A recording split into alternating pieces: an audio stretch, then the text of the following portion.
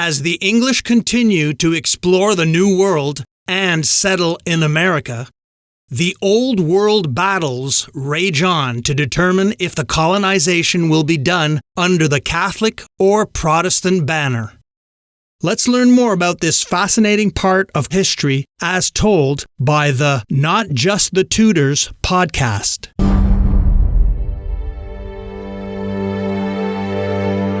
The events that led to the joint monarchy of William and Mary in 1689 have long been known as the Glorious Revolution. A revolution which saw the reigning King of England, Ireland and Scotland, the Catholic James II, overthrown in favour of his Protestant daughter Mary and her husband the Dutch Prince William of Orange. But what makes one revolution bloody and another glorious? Instigated and driven by the English elites, by politics rather than by the people, these events would see the absolute power of the monarchy forever replaced by an increasingly powerful parliament. Subsequent histories have heralded the bloodless revolution which brought about a new Bill of Rights and established many of the governing principles still in place in Britain today. But these histories have largely ignored the years of devastating violence wreaked across Scotland and Ireland. When it comes to thinking about constitutional questions and politics and royals in the 17th century, the question always seems to be, how far back should we go? I wonder if the place we should actually start is with the so-called Popish Plot of 1678, so some 11 years earlier, and whether this effectively destabilised the reign of James II before it even began. Yes, I think that it is a really important event in terms of the lead up to the revolution of 1688. So the Popish Plot is this alleged plot to kill the reigning king, Charles II, and replace him with his Catholic brother, James, on the throne. Now, the plot itself is actually a fabrication. It's this fiction created by this figure, Titus Oates. But what it does do is tap into really deep-seated anxieties about Catholicism and the reign of a Catholic monarch and what would come from that. And obviously this is tapping into deeper historical memories as well, and ways in which, for example, the reign of Mary Tudor had been presented in books like John Foxe's Book of Martyrs, so that Catholic monarchy is associated with cruelty, with brutal punishments of Protestants. It's associated with doing away with the rule of law. It's associated with doing away with representative institutions like Parliament. It's associated by this point as well in the late 17th century with what people are seeing across the channel in terms of Louis XIV's style of monarchy, and that's emerging absolutist style of monarchy. So it connects to some deep-rooted fears, this story of the Popish Plot, and it's given credence by the fact that the magistrate to whom Oates tells his story is later found dead. So Edinburgh Godfrey is found dead, and it's assumed that he's been murdered because he's been told this information about this Popish Plot. And this really kicks off a hysteria and panic about the threat of popery, and it leads Parliament, in particular those politicians who are associated with the Whig Party, to promote a series of bills to exclude James from the royal succession. Instead, perhaps to have Charles's illegitimate son, the Duke of Monmouth, take the throne instead. So it's very important because it opens up this question around the royal succession and the threat of the Catholic succession and all of these anxieties about what Catholic rule may entail. And do you think it's based in fact, based in this long history of telling stories about what Catholics do when they come to the throne? But how real is this so-called dangerous Catholic influence? Not very is the answer. And really, the Popish Plot is something of a tragedy because a number of people are executed for their alleged part in the Popish Plot. Various others are put in prison. Some have to flee the country to escape punishment. So there are real victims in terms of the plot as a result of its investigation. I think what happens really is that Charles II realises that although he's aware of some of the problems with the credibility of what is being told, that pushing too hard at this in this very febrile atmosphere could be itself more politically damaging, and it's actually better in some senses to let the investigation, the prosecution proceed, and for hopefully some of this anxiety, this fear to dissipate. which eventually it does, enabling him to be in a position where he's finally able to dissolve Parliament, having moved Parliament to Oxford, again out of London, out of that very febrile environment that's developed in the capital, and the strength of the Whig Party in the capital as well, and thereby basically dissolve Parliament and then reign without Parliament for the remainder of his time on the throne.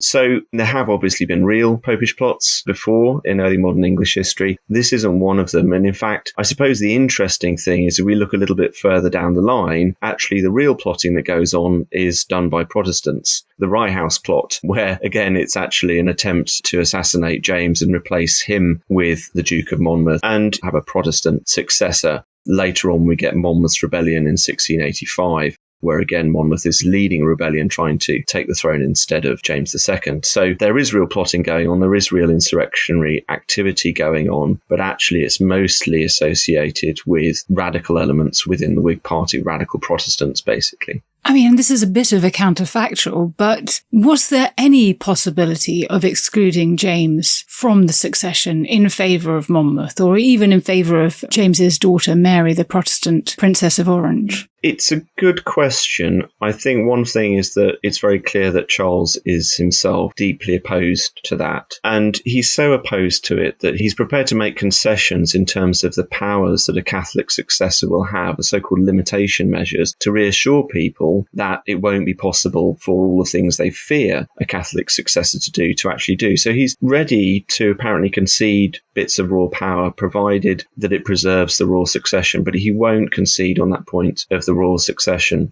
While Monmouth is a great object of attention here, partly because he's male, he's Protestant, and also because of his associations with significant figures in the Whig Party, like the Earl of Shaftesbury, there are other candidates here. The possibility of Mary serving as a regent is another key one. And so I think there isn't a total focus here on one alternative successor, and that limits the likelihood of the success of that strategy.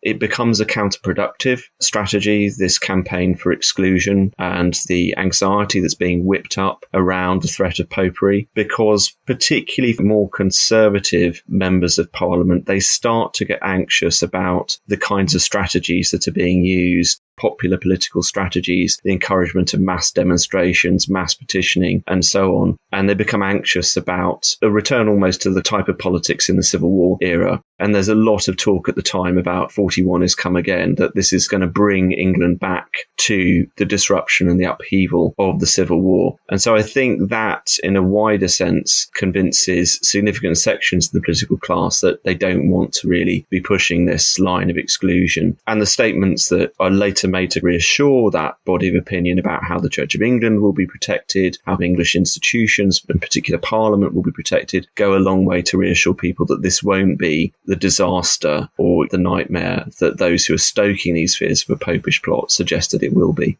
And so, in 1685, when Charles dies, James does indeed become king. But how quickly does he antagonise Parliament? And is this primarily on religious grounds?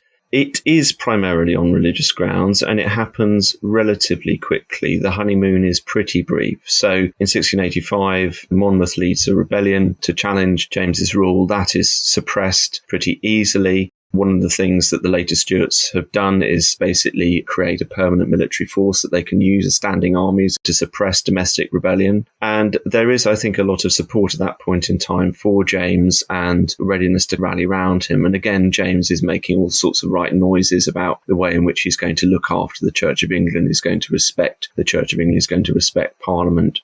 Quite quickly, though, a year or so from that, it becomes clear that what James wants to do is pursue a policy at least of Catholic emancipation, if not, as contemporaries start to fear, a policy of reconversion of the country to Catholicism. So there's a test case in 1686, Godden versus Hales, which basically upholds the king's right to dispense with laws that prevent Catholics from holding public office. And so this allows Catholics to hold military office in this case, and then later on, James puts Catholic appointees into Magdalen College in Oxford.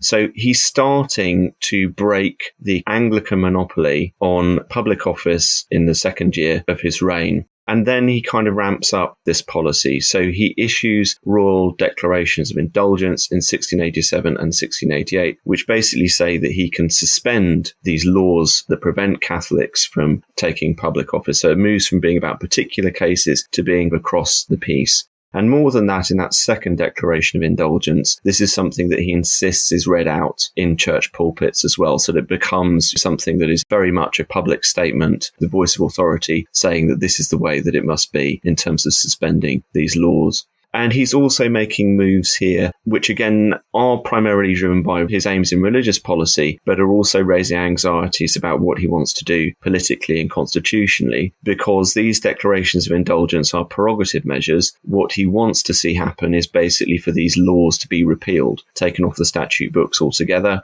And what he's looking to do is to create a parliament which will be supportive of that policy. So he basically engages in rounds of interviewing MPs and peers about their attitudes to this. The responses to this canvassing, this closeting as it's called at the time, are largely negative. And that then pushes James into a more aggressive policy, which is essentially to look to remodel English boroughs so that they will elect MPs that are basically going to be supportive of a policy of repealing this legislation against Catholics. Why a policy of toleration towards Catholics felt so invidious at the time, because it sounds fairly common sense right now. And also how the perceived destabilization of Protestantism in England is viewed in the American colonies.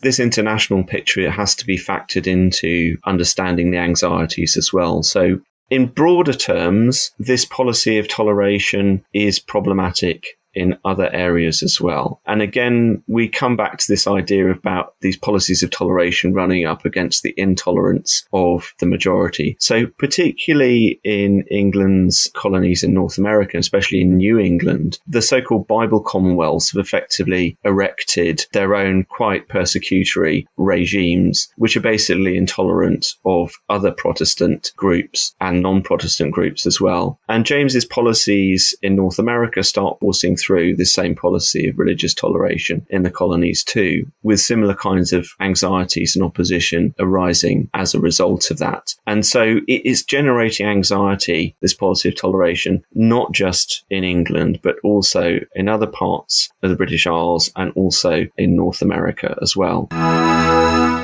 I'm Mark Vinette, and I hope you're enjoying the ride.